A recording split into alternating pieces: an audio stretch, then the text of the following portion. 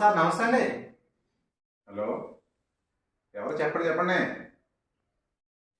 నేనండి, high school నుంచి HMR మాట్లాడుతున్నాను. చెప్పండి సార్, మా ఏదైనా చేయడా?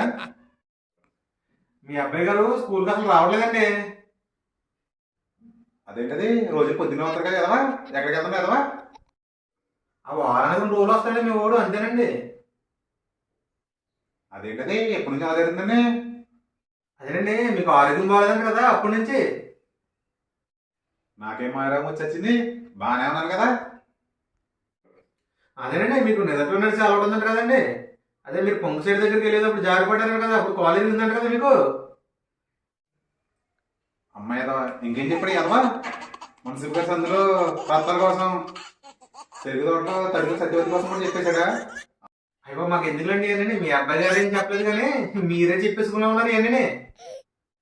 ఎందుకు వచ్చిన సంతలే కానీ ఇంతకీ విషయం ఏంటో చెప్పండి. అదేనండి, మన బర్త్లు జరిగాయి కదా, ఆ ప్రోగ్రెస్ కార్డులో మీరేమో సంతకాలు పెట్టింది. ప్రోగ్రెస్ గడ్డ అంటే ఏంటండి? మరి అంటే ఇంతకీ సంతకాలు పెట్టింది మీరు కదా మరి. అది ఏడు మాత్రం నేను సంతకం పెడతానండి. ఇంతకీ ప్రోగ్రెస్ కార్డులో మీ సంతకం ఉంది, మరి మీరు పెట్టలేదా మరి. అమ్మాయి అదవా, సంతకం ఆడే పెట్టేసి ఉంటాడు. ఇంతకీ మార్కులు ఎలా వస్తున్నాయండి? మీ అబ్బాయి గారికి అన్నింటిలో పోస్ట్ మార్క్ వచ్చిందండి. నా కొడుకు ఏంటి మరి, నా కొడుకు.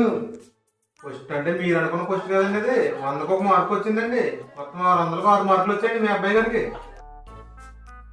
నా కొడుక్కి చదువు వద్దని ముందుగానే చెప్పానండి, ఏదో పెట్టేద్దామని. ఇది ఎందో వాళ్ళ అమ్మ ఎందో, అది ఎందుకే కదా ఎంతవరకు వచ్చింది. మార్కెట్ చేస్తానండి, ఇంకా బడికి రాను, మార్కెట్ చేస్తాను ఏదో పెట్టేది.